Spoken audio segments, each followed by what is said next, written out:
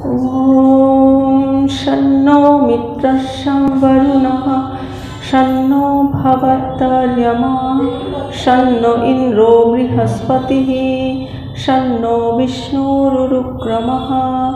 नमो ब्रह्मणे नमस्ते वायो त्वमेव प्रत्यक्षं ब्रह्मासि त्वमेव प्रत्यक्षं ब्रह्म वदिष्यामि ऋतं वदिष्यामि सत्यं वदिष्यामि तन्मामवतु तद्वक्तारमवतु अवतु माम् अवतु वक्तारम्।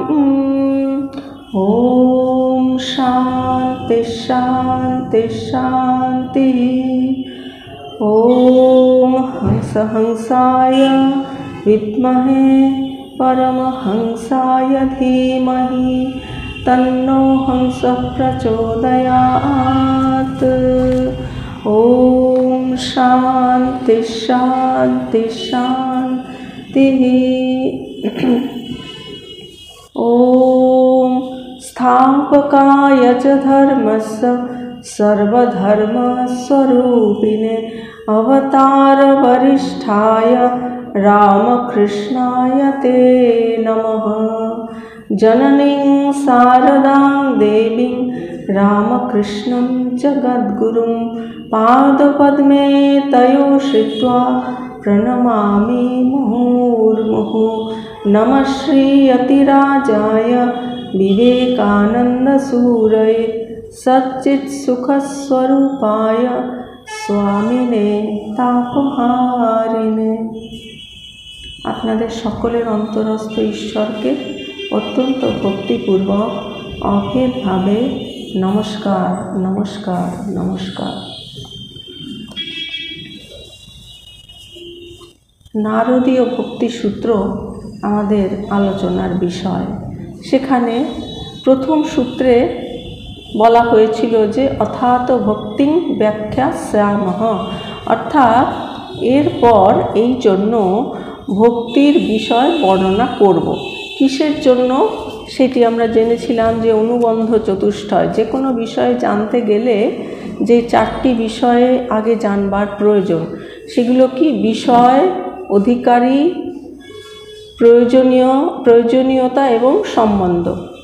এই চারটি যখন সিদ্ধ হয় তখনই কিন্তু আমরা সেই বিষয়ে যথাযথ মনোনিবেশ করতে পারি।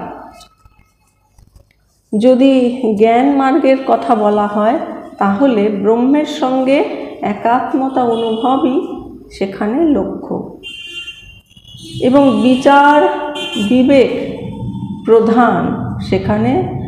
সেখানে বিবেক এবং বৈরাগ্য, বিচার, এইগুলো হচ্ছে প্রধান সাধন, যেটি লক্ষ্যে পৌঁছে দেয়। জ্ঞান মার্গে বুদ্ধির দ্বারা কিছু দূর হয়তো এগোনো যায়, কিন্তু ভক্তি পথে একমাত্র বুদ্ধির সাহায্যে কিন্তু এগোনো যায় না। শুধুমাত্র বুদ্ধিটাই কিন্তু সেখানে যথেষ্ট নয়। ভক্তি লাভের প্রয়াসই হচ্ছে এখানে সবচেয়ে বড় কথা। ভক্তি কিন্তু এখানে সাধ্য এবং সাধন। তাই ভাগবত বলছেন যে ভক্তা সঞ্জাতয়া ভক্তা বিভ্রতুত পুলকাং তনুম। ভক্তি সাধনের দ্বারাই পরমা ভক্তির ভূমিতে উপনীত হতে হবে, অর্থাৎ বৈধি ভক্তির পথ ধরেই প্রবর্তক সাধককে পৌঁছাতে হবে ভক্তির যে পরাকাষ্ঠা, অর্থাৎ পরম প্রেম। কিন্তু কথা হচ্ছে যে পরম প্রেম তো হচ্ছে পরিণতি। তার আগে যাত্রার প্রারম্ভে ভক্তির একটু আভাস না পেলে যাত্রা শুরু করা যায় না। লক্ষ্যে উপনীত হবার জন্য এই যে পথের সংকেত, এটি কিন্তু উভয়ের মধ্যে সম্বন্ধ। এই ভক্তির প্রেরণাই পথের শেষে অর্থাৎ পরম প্রেমে পরিণতি লাভ করে। তাহলে ভক্তির প্রেরণা, ঈশ্বরকে যে ভালোবাসবো সেই যে প্রেরণা, সেটাই কিন্তু শেষে আমাদের সেই লক্ষ্য অর্থাৎ পরম প্রেম, তাতে পৌঁছে দেয়, পরম প্রেম রূপ পরিণতি লাভ করে। এ পর্যন্ত আলোচনা আমাদের হয়ে গিয়েছিল। আজকে 2 নম্বর সূত্র, সেইখানে বলা হচ্ছে সা তস্মিন পরম প্রেম রূপা। সা তস্মিন পরম প্রেম রূপা। সা অর্থাৎ সেই ভক্তি। এই ভক্তির কথাই হচ্ছে আমাদের এখানে, নারদীয় ভক্তিসূত্র আলোচনা হচ্ছে। সেখানে যে বলা হচ্ছে যে সা অর্থাৎ এই যে ভক্তি, সেই ভক্তিটা কি তু অর্থাৎ কিন্তু, সেই ভক্তিটা কিন্তু অস্মিন অর্থাৎ এর প্রতি অর্থাৎ পরমেশ্বরের প্রতি বা ঈশ্বরের প্রতি পরম প্রেম রূপা। পরম প্রেম, সেটাকে কি বলা হবে? সেটা হচ্ছে প্রেমের পরাকাষ্ঠা, প্রেমের একেবারে আলটিমেট স্টেজ, পূর্ণ অবস্থা। ভগবানের প্রতি অপরিসীম ভালোবাসাই হলো ভক্তি। ভক্তির স্বরূপ কিন্তু বর্ণনা করা দুষ্কর, তবু ভাষায় যতটা প্রকাশ করা সম্ভব তারই সংক্ষিপ্ততম সংজ্ঞা দেবর্ষি নারদ এখানে দিয়েছেন। ঈশ্বরের প্রতি পরম প্রেমই হচ্ছে ভক্তি। তাহলে ভক্তিটা কি? ঈশ্বরের প্রতি পরম প্রেম।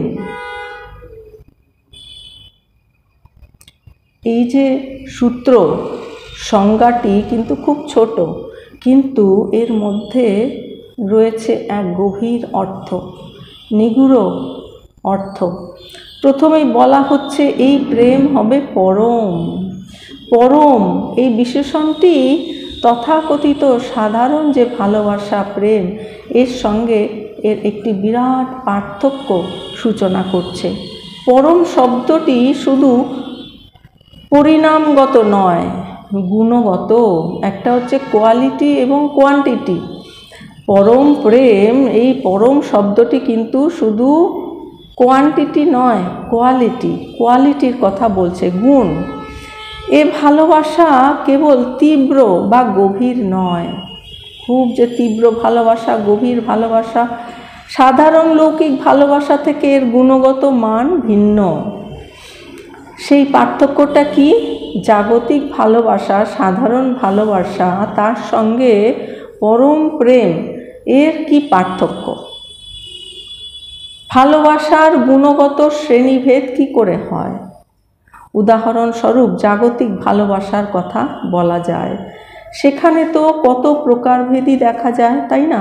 সন্তানের প্রতি তার মায়ের ভালোবাসা, জননীর ভালোবাসা, স্বামী স্ত্রীর প্রতি ভালোবাসা, স্ত্রীর স্বামীর প্রতি ভালোবাসা, পরস্পরের প্রতি ভালোবাসা, পিতামাতার প্রতি ভালোবাসা, ভগিনী ভ্রাতার প্রতি ভালোবাসা, আত্মীয় বন্ধুর প্রতি ভালোবাসা, কিংবা নাম যশ, অর্থ, প্রভাব, প্রতিপত্তি, এইগুলোর প্রতি আকর্ষণ, এসবই ভালোবাসা। কিন্তু এর কোনোটিকেই পরম বলা যাবে না। তাহলে কোন বিশেষ গুণটি এই সাধারণ ভালোবাসাকে অসাধারণ করে তোলে, তাই না?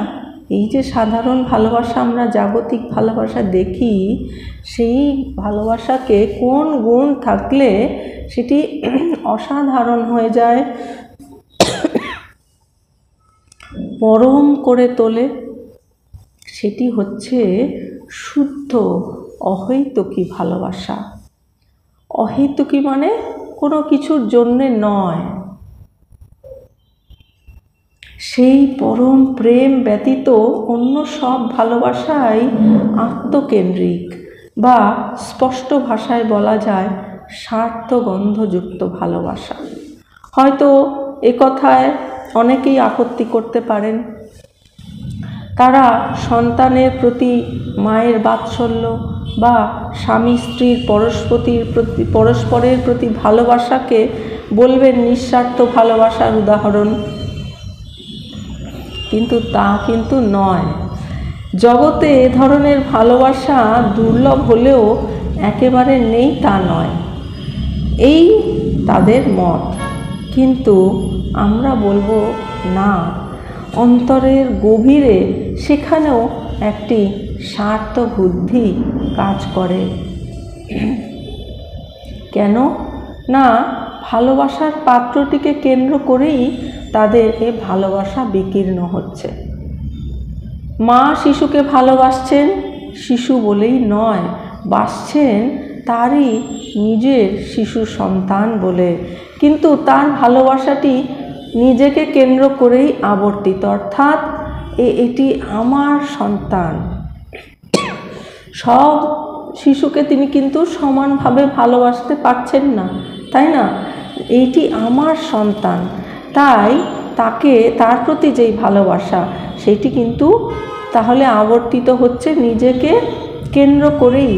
এইভাবেই সর্বত্রই দেখা যায় আপাত নিঃস্বার্থ সমস্ত ভালোবাসারই কেন্দ্রবিন্দুতে রয়েছে একটা সূক্ষ্ম স্বার্থবোধ। সব ব্যাপারেই এসে পড়ছে অহং, আমি, আমার বা আমাকে, আমার বোধ। এমনকি একটি শিশুও যে একটা পুতুলকে ভালোবাসে তার কারণ সে জানে এটা তার নিজের পুতুল, তাই তাকে ভালোবাসে। এই রকম সব ভালোবাসার ক্ষেত্রেই জড়িত আছে আমার অধিকার বোধ। আমার পুতুল, আমার সন্তান, আমার স্বামী, আমার স্ত্রী, এই যে আমার ভাব। আর যেটি প্রকৃত ভালোবাসা, সেখানে কি হয়, সেখানে যাকে ভালোবাসা যায় তার কোনো দোষ দেখা যায় না। আর দ্বিতীয় হচ্ছে, তার কাছ থেকে প্রতিদানে সে কিছু আশা করে না। এমনি জাগতিক ভালোবাসাতে আমরা কি দেখি, আমি তোমার জন্য এত এত এত কিছু করেছি, এইবার আশা রাখা যায় যে তুমিও আমার জন্য এইগুলো এত এত এত করবে। তার মানে কি, যে এখানে এক্সপেকটেশন, অধিকার বোধ এসে যায়।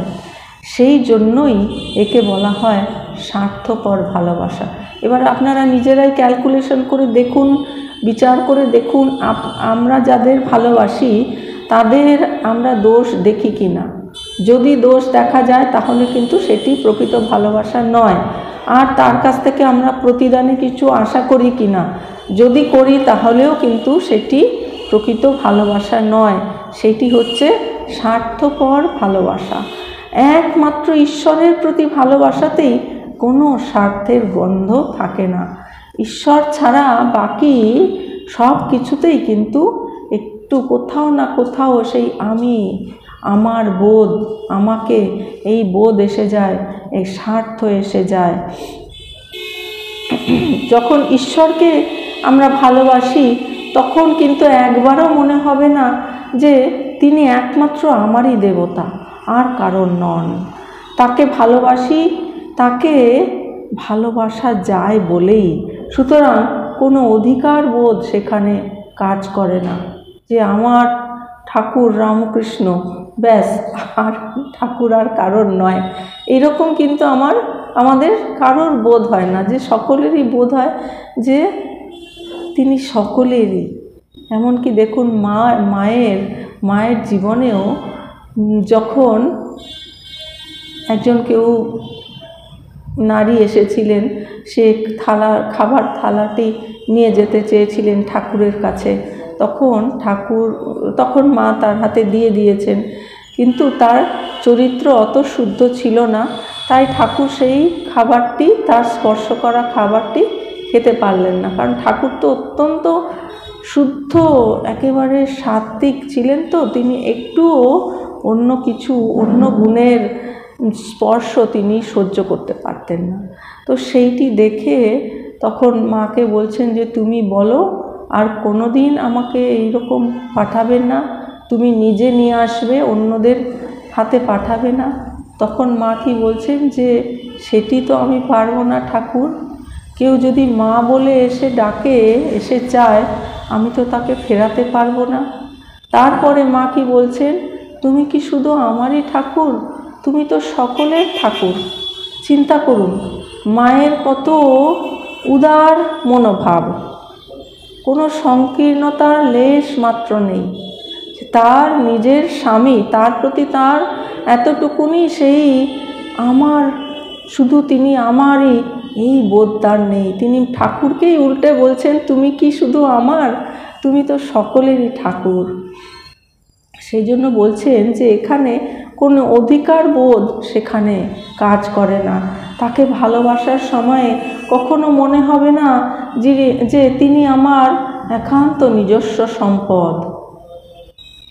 তিনি একমাত্র পরম প্রেমের বস্তু বলেই তাকে আমাদের সমস্ত ভালোবাসা উজাড় করে দিতে পারি। সেই জন্যই উপনিষদ বলছেন, ন বা অরে সর্বস্ব কামায় সর্বম প্রিয়ম ভবত্যাত্মনস্তু কামায় সর্বম প্রিয়ম ভবতি। এটি বৃহদারণ্যক উপনিষদের মন্ত্র। ঈশ্বর আমাদের কাছে প্রিয় কেন? তিনি ঈশ্বর বলেই, তিনি ঈশ্বর, তাই তিনি আমাদের এত প্রিয়। এর সঙ্গে অন্য কোনো স্বার্থকেন্দ্রিক সম্বন্ধ নেই। এই নিঃস্বার্থতার জন্যই এই পরম প্রেম। যেখানে স্বার্থ, সেখানে কিন্তু যথার্থ প্রেম হতে পারে না। নিঃস্বার্থতাই হচ্ছে সেই পরম প্রেমের সোপান। এই নিঃস্বার্থতার জন্যই এই প্রেম পরম। আর গুণগত ও পরিণামগত উভয় দিক থেকেই এই যে ঈশ্বরের প্রতি ভালোবাসা, সেটি কি? সেটি হচ্ছে পরম। পরম মানে কি? অ্যাবসলিউট। অ্যাবসলিউট মানে কি? যার মধ্যে আর অন্য কোনো কিছুর মিশ্রণ নেই, তাই না? যেমন ধরুন, এই যে আপনারা যে সোনার হার পরে আছেন, সেইটি কিন্তু সোনার হার, কিন্তু তার মধ্যে খাদ মেশানো হয়েছে, তাই না? ওর মধ্যে তামা, তারপরে আরও ধাতু মিশিয়ে তারপরে এইটি তৈরি করা হয়েছে। একদম সম্পূর্ণ শুদ্ধ সোনা দিয়ে কিন্তু কোনো গয়না তৈরি হবে না। তার মানে এই সোনাটি কিন্তু সম্পূর্ণ শুদ্ধ নয়। সোনা শুদ্ধই, কিন্তু তার সঙ্গে কিছু মিশ্রণ আছে। আর যেটি হচ্ছে 24 ক্যারেট গোল্ড, সেটি কীরকম? সেটি একেবারেই শুদ্ধ, তার মধ্যে অন্য কোনো কিছুর সংমিশ্রণ নেই। তো সেইটি হচ্ছে পরম, অর্থাৎ অ্যাবসলিউট, অর্থাৎ তার মধ্যে আর কোনো কিছুর মিশ্রণ নেই। যার মধ্যে কোনো কিছুর মিশ্রণ নেই সেটি হচ্ছে শুদ্ধ। তাই সেই প্রেমটি কীরকম? পরম প্রেম। আর গুণগত, সেই তার মধ্যে কোনো কিছুর মিশ্রণ নেই বলে তার গুণও হচ্ছে অতি উত্তম, শ্রেষ্ঠ। আর কি? পরিমাণ। পরিমাণও সেখানে তার পরিসীমা করা যায় না। সেই যে প্রেম, তার কিন্তু কোনো সীমা পরিসীমা হয় না। সেই জন্য সেই প্রেম কীরকম? এই নিঃস্বার্থতা, সেখানে কি একটা কাজ করছে? নিঃস্বার্থতা। সেই নিঃস্বার্থতার জন্যই সেই প্রেমটা হচ্ছে পরম প্রেম, গুণগত এবং পরিণামগত। কোয়ালিটেটিভ অ্যান্ড কোয়ান্টিটেটিভ, দুই দিক থেকেই সেটি কিন্তু একেবারে অ্যাবসলিউট, সবচেয়ে শ্রেষ্ঠ প্রেম। পরিমাণগত এই জন্য যে অন্য কোনো পার্থিব ভালোবাসা এত তীব্র হয় না, যা নিজের অস্তিত্বকে ভুলিয়ে দিতে পারে। এখন আমাদের মনে প্রশ্ন জাগতে পারে যে এটি অত্যন্ত শ্রেষ্ঠ, কোয়ালিটেটিভ হলো, কিন্তু কোয়ান্টিটেটিভ কেন? সেইটি এই জন্য যে তার এই যে ভালোবাসা, পরম প্রেম, তার সঙ্গে কোনো পার্থিব ভালোবাসা কিন্তু এত তীব্র হয় না। আমরা উদাহরণস্বরূপ দেখতে পাই যে শ্রী চৈতন্যদেব কৃষ্ণ প্রেমে এতই তিনি বিভোর ছিলেন, থাকতেন, যে তার প্রেমের যে এত তীব্রতা, যে তিনি যখন জগন্নাথ দর্শন করতে যেতেন, দর্শন করেছেন, মূল যে গেট, মেন গেট, সেইখানে তার আঙুলের ছাপ এখনো রয়েছে।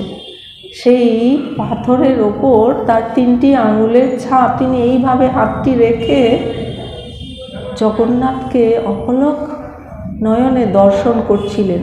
অর্থাৎ সেই প্রেমটা এতই তীব্র যে তার থেকে একটি আশ্চর্য অদ্ভুত একটি তাপ নির্গত হতো, যার ফলে সেই যে তিনি যেখানে স্পর্শ হাতটি এরকম রেখে তিনি যে জগন্নাথকে দর্শন করেছিলেন, সেই পাথরে তার আঙুলের ছাপ রয়ে গেছে। অর্থাৎ সেখানে একটু একটু গর্ত মতো, খুব নয় অল্প, কিন্তু সেই আঙুলের ছাপ সেখানে রয়ে গেছে। তার মানে দেখুন সেই তার ভালোবাসাটা কত অপার্থিব, কত তীব্র, যেটি ওই তার শরীরে তার একটি আশ্চর্য অদ্ভুত ধরনের শক্তি সঞ্চার হয়, তাপ সৃষ্টি হয়, যার ফলে সেই পাথরও খোদাই হয়ে গেছে শুধু তার স্পর্শে। শুধু তাই না, আমরা দেখি শ্রী চৈতন্যদেবের চরণ, পাথরের ওপর তিনি চরণ রেখেছিলেন, সেই চরণের ছাপ রয়ে গেছে, এখনো আছে।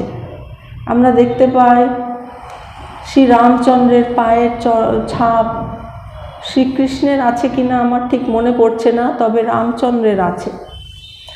তাহলে এই যে ভালোবাসা, সেইটি কীরকম? সেইটি কিন্তু এত তীব্র যেই পার্থিব ভালোবাসার সঙ্গে সেটির তুলনা হয় না। আর সেই ভালোবাসা এতই তীব্র যে তার নিজের অস্তিত্বকেই সে ভুলে যায়। সেরকম আমরা দেখি যে শ্রী চৈতন্যদেবের জীবনে যে তিনি কৃষ্ণ প্রেমে এতই বিভোর হয়ে, কেউ বলে তিনি নীলাচলে তিনি নীল সমুদ্রে সমাধিস্থ হয়েছেন, আবার অন্য মতে যে তিনি জগন্নাথ দেবের মধ্যে বিলীন হয়ে গেছেন, আবার বলা হয় যে আরেকটি মন্দির আছে রাধা মাধবের মন্দির, সেইখানে তিনি কৃষ্ণের মধ্যে বিলীন হয়ে গেছেন। আর সেইখানে নাকি সেইখানে তার যে বস্ত্র তিনি পরেছিলেন, সেই বস্ত্রের অবশেষ সেখানে পাওয়া গেছে। আর সেই যে নীল মাধব তার শরীরে যে তিনি প্রবেশ করেছেন সেই জানুর মধ্যে দিয়ে, সেইটি না এখনও দেখা যায়। যখন সকালবেলা সেই রাধা মাধবের বস্ত্র পরিবর্তন করা হয়, তখন যে কেউ সেটি দর্শন করতে পারেন। তাই চিন্তা করুন যে সেই ভালোবাসা, সেটি কীরকম ভালোবাসা, যে সেটি কত তীব্র ভালোবাসা, যে নিজের অস্তিত্বকেই কিন্তু ভুলিয়ে দিতে পারে। সেদিক দিয়ে সন্তানের প্রতি মায়ের ভালোবাসাকেও কিন্তু আমরা নিঃস্বার্থ বলতে পারি না।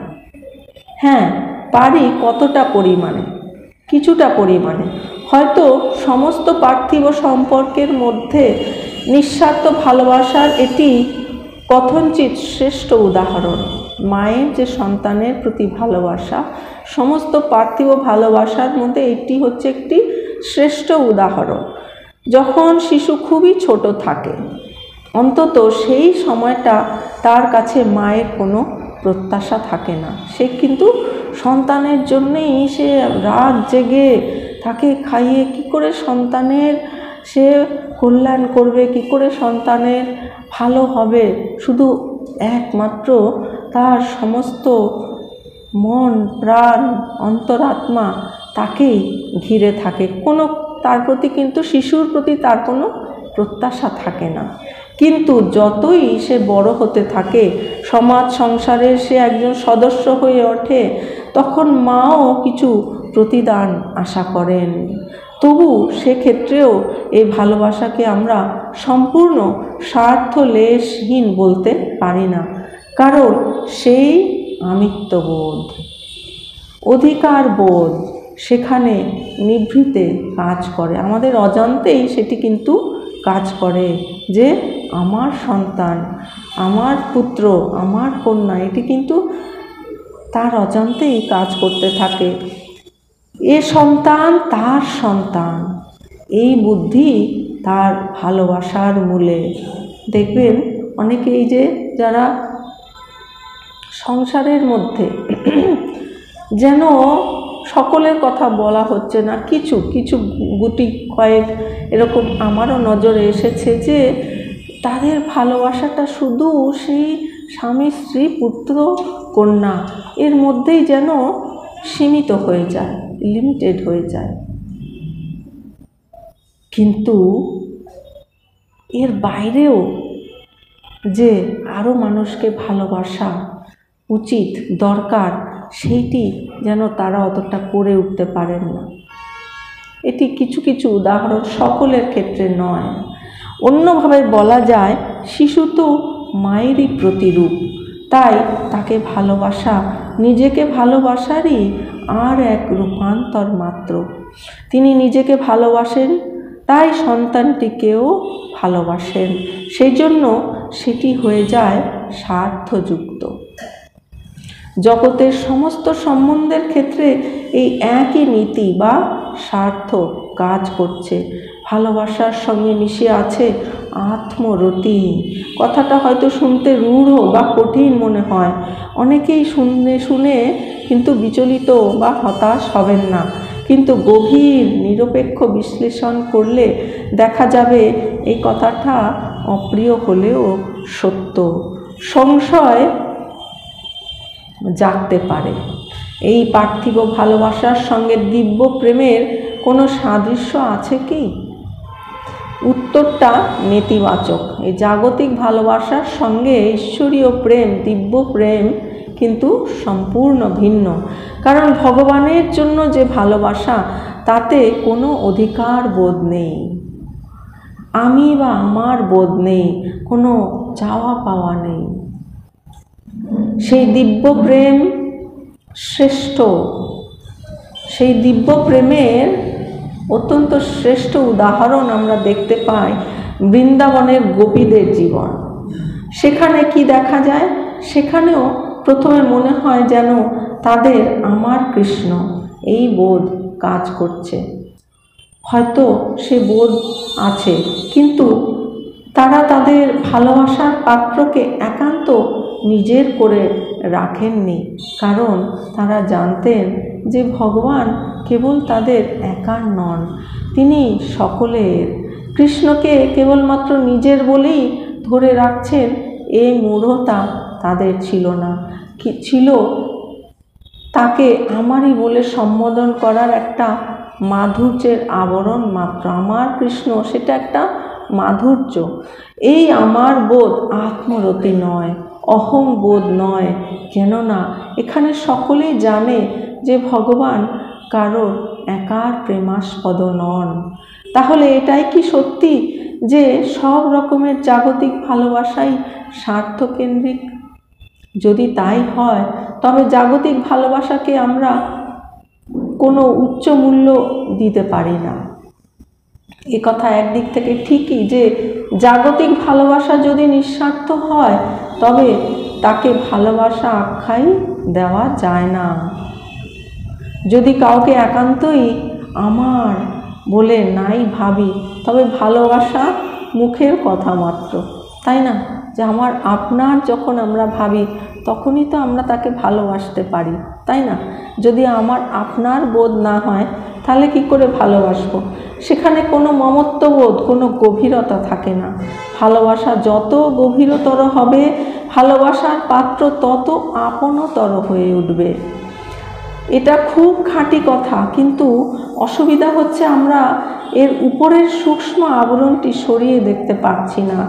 এই আবরণ বা মায়ার জালটি থাকায় আমরা এই লৌকিক ভালোবাসাকেও মহৎ, শুদ্ধ, দিব্য কত কি বলে থাকি, কিন্তু তলিয়ে বুঝতে কি কখনো চেষ্টা করি? করলে দেখব এক সংকীর্ণ মমত্ববোধ, এক সংকীর্ণ মমত্ববোধ ছাড়া পার্থিব ভালোবাসার অস্তিত্বই থাকতে পারে না। অর্থাৎ আমার বোধ, এই আমার পুত্র, আমার স্ত্রী, আমার কন্যা, আমার পিতা, আমার মাতা, আমার ভ্রাতা, আমার ভগিনী, এই যে আমার মমত্ববোধ, তো এই যে ভালোবাসা, তাহলে এটাকে কি বলা যাবে? এটা তো পরম প্রেম নয়, দিব্য প্রেম নয়, এটাকে বলা যায় যে আসক্তি বা অ্যাটাচমেন্ট, মোহ। এই ভালোবাসাটা আসলে কিন্তু মোহ বা অ্যাটাচমেন্ট।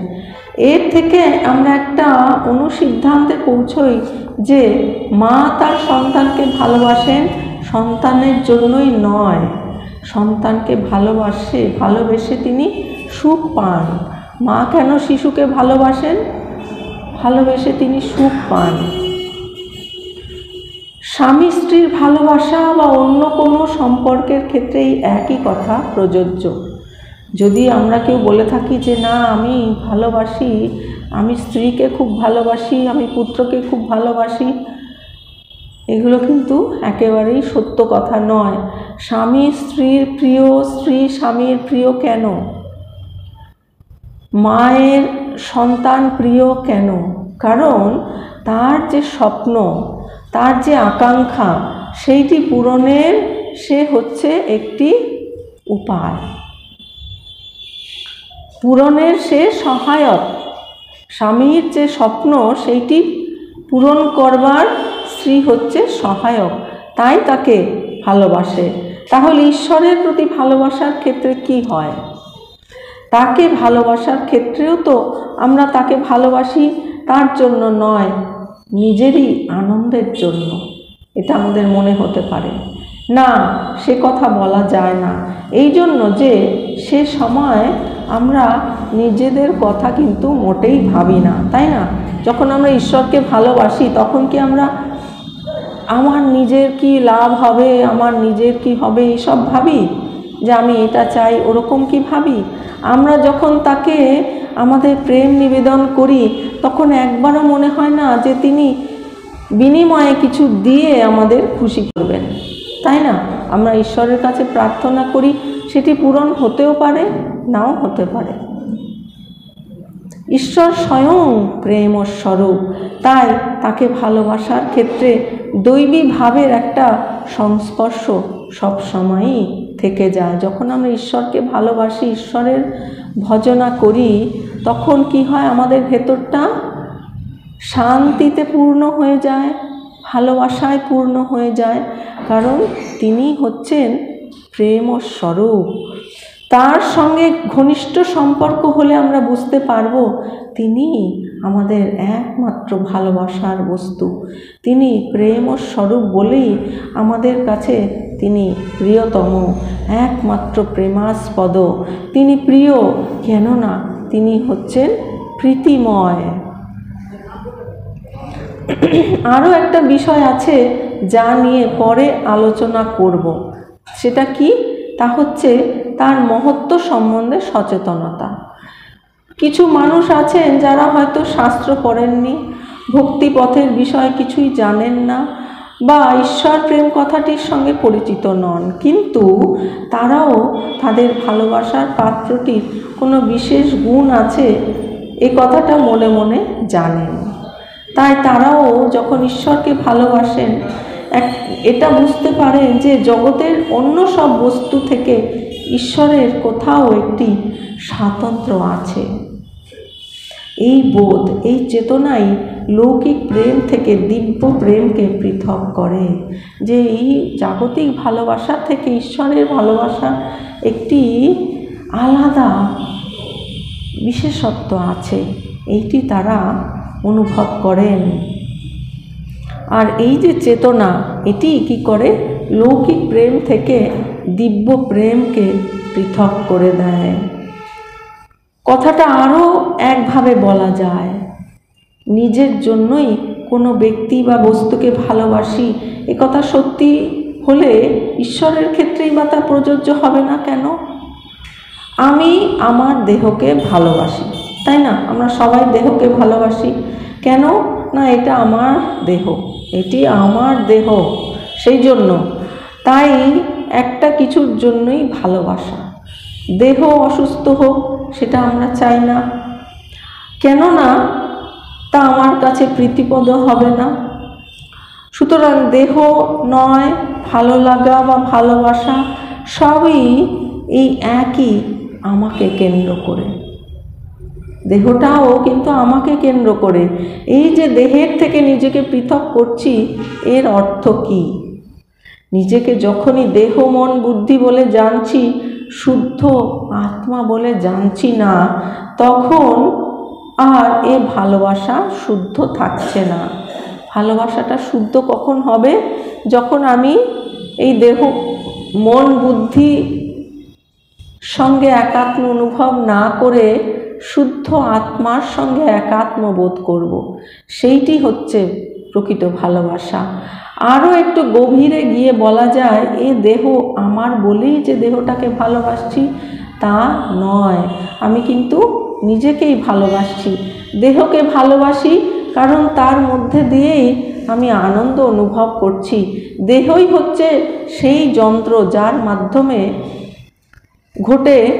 ঘটে যায় আমার ভোগ বাসনার পরিতৃপ্তি, তাই না? এই দেহকে কেন্দ্র করে আমাদের সমস্ত কামনা বাসনার পরিতৃপ্তি হয়। মন ইন্দ্রিয় অন্যান্য বস্তুর ক্ষেত্রে এই একই সূত্র প্রযোজ্য, অর্থাৎ আমার আমি, এই আমিকেই আমি ভালোবাসছি স্বতঃস্ফূর্তভাবে। সেই আমি বা সেই আত্মার সঙ্গে যুক্ত বলেই অন্য যা কিছু বস্তু তা আমার কাছে প্রিয় হয়ে ওঠে। এই জায়গাটা কিন্তু একটা পয়েন্ট, যে যখন আমি আমাকেই স্বতঃস্ফূর্তভাবে ভালোবাসি, সেই আমি অর্থাৎ কোন আমি? সেই যে আত্মা আমি, তার সঙ্গে যখন আমরা যুক্ত হই, যুক্ত বলেই কিন্তু অন্য যা কিছু বস্তু তা আমার কাছে প্রিয় হয়ে ওঠে। যেমন স্বামী স্ত্রীকে ভালোবাসেন সেই আত্মার জন্য, স্ত্রীর ভেতরে যে আত্মা আছেন তাকেই কিন্তু স্বামী ভালোবাসেন। ঈশ্বর হচ্ছেন সেই আত্মস্বরূপ, আমাদের সকলের আত্মা, সকলের আত্মাই হচ্ছেন সেই ঈশ্বর। সুতরাং নিজেকে ভালোবাসা আর ভগবানকে ভালোবাসা হতে পারত সমার্থক। যখন দেহ ইন্দ্রিয়াদি অনাত্ম বস্তুকে আমরা আত্মা বলে ভ্রম করি ও তার প্রতি আসক্ত হই, এই নিজেকে ভালোবাসা তখন হয়ে পড়ে অশুদ্ধ ও সংকীর্ণ। ঈশ্বর প্রেম দিব্য ও পবিত্র, আর দ্বিতীয়টি মালিন্য ও দোষযুক্ত, কিন্তু আত্মাই ঈশ্বর এই বোধ থাকলে সে ভালোবাসাই তখন শুদ্ধ প্রেম। তাহলে যখন আমি নিজেকে দেহ মন ইন্দ্রিয় বুদ্ধি এই ভেবে নিয়ে ভালোবাসি, তখন কিন্তু সেইটি হয়ে যায় অশুদ্ধ। আর যখন আমি আত্মা, শুদ্ধ আত্মা এই ভেবে অপরকে ভালোবাসি, অর্থাৎ আমি যখন আত্মা, তখন আমার সামনে যারা আছেন তারাও সকলে আত্মা। তাই আত্মার প্রতি যে আত্মার প্রেম, সেটি হচ্ছে ঈশ্বর প্রেম। আত্মাই হচ্ছেন ঈশ্বর, সেই প্রেম হয়ে যায় তখন দিব্য প্রেম। সেই প্রেম আমাদের সকলের মধ্যে বর্ষিত হোক, সকলেই আমরা সেই পরম প্রেম অনুভব করি, এই ঈশ্বরের কাছে প্রার্থনা। ওম পূর্ণমদঃ পূর্ণমিদং পূর্ণাৎ পূর্ণমুদচ্যতে পূর্ণস্য পূর্ণমাদায় পূর্ণমেবাবশিষ্যতে। ওম শান্তি শান্তি শান্তি। হরি ওম তৎসৎ। শ্রীরামকৃষ্ণার্পণমস্তু।